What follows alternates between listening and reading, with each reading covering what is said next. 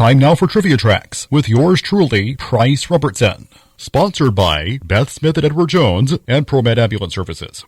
Those of you Three Stooges fans, well, some of you probably don't know much about Shemp Howard.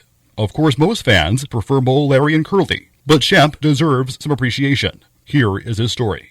He was born Samuel Horwitz on March 11, 1895, in Brooklyn. He was 2 years older than Moe and 8 years Curly Sr., also the third-born son of the family, following Irving and Benjamin, or Jack as they called him. His given first name, Shmuel, after his grandfather, was anglicized to Samuel, and his parents and brothers usually called him Sam. He got the name Shemp because Sam came out that way in his mother's thick Litvak accent. Like Moe, Shemp caught the acting bug early in life. The two brothers eventually tried their hands as minstrel show-style blackface comedians with an act they called Howard and Howard, a study in black. At the same time, they worked for a rival vaudeville circuit without makeup. By 1922, Moe had teamed up with childhood friend turned vaudeville star Ted Healy in a roughhouse act. One day, Moe spotted Shemp in the audience and yelled at him from the stage. Quick-witted Shemp yelled right back and walked up onto the stage. From then on, he was part of the act, usually known as Ted Healy and his Stooges. That would change in 1928, when Larry Fine joined the act. In between, Shemp married his wife Gertrude Babe Frank and would welcome a son, Mort.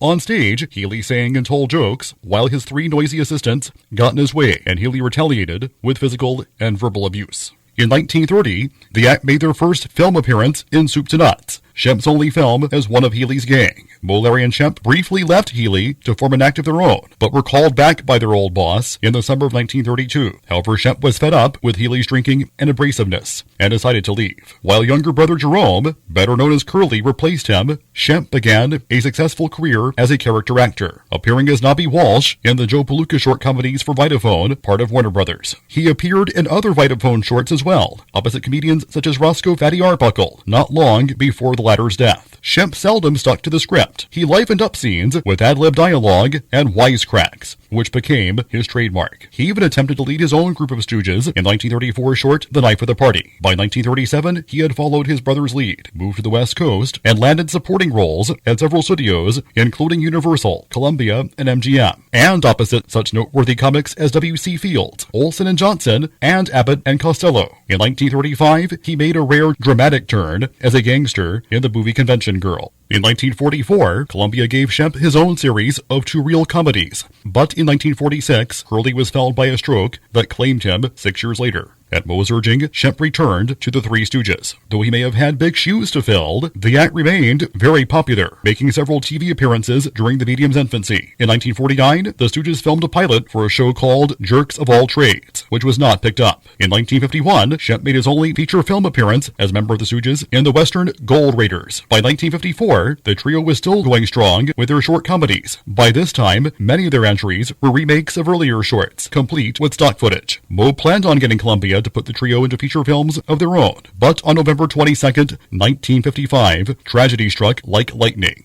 On his way home from a boxing match, one of his favorite pastimes, Shemp was joking with friends in a taxi when he slumped over on another's lap, holding his burning cigar. He died instantly of a heart attack at the age of 60. However, according to Shemp's daughter-in-law, Jerry Greenbaum, the actual cause of death was a brain hemorrhage. Moe was stunned, having lost two of his brothers within a 3-year period.